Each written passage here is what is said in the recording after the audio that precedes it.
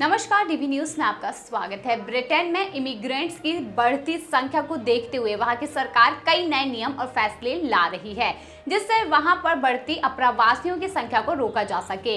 UK सरकार अप्रवासियों को उनके देश वापस भेजने में कई कानूनी अड़चनों का सामना भी करती है। इनसे निपटने के लिए वहां की सरकार कई कदम उठा रही है, जिसमें भारत को सुरक्षित देशों की श्रेणी में शामिल करने का प्रस्ताव दूसरा कदम है।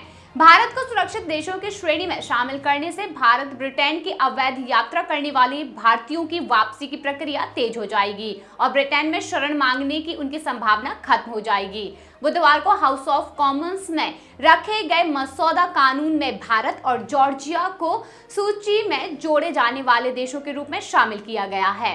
वहीं ब्रिटेन के गृह कार्यालय ने कहा है कि इस कदम का उद्देश्य देश की इमिग्रेशन प्रणाली को मजबूत करना और सुरक्षा संबंधी निराधार दावे करने वाले लोगों को प्रणाली का दुरुपयोग करने से रोकना है।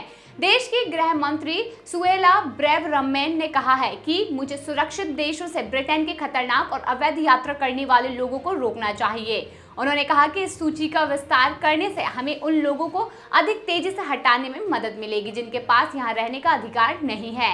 यह एक स्पष्ट संदेश भेजता है कि यदि आप अवैध रूप से यहां आते हैं तो आप यहां पर नहीं रह सकते।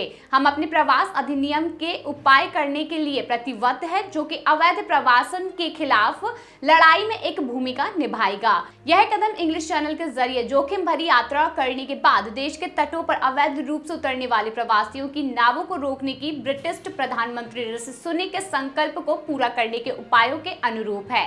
वही बताते चले, ब्रिटिश के गृह मंत्रालय ने कहा है कि भारतीय और जॉर्जियाई नौकाओं का आवागमन पिछले सालों में बढ़ गया है, वहीं जबकि इन देशों के व्यक्तियों पर उत्पीड़न का कोई भी स्पष्ट खतरा नहीं है।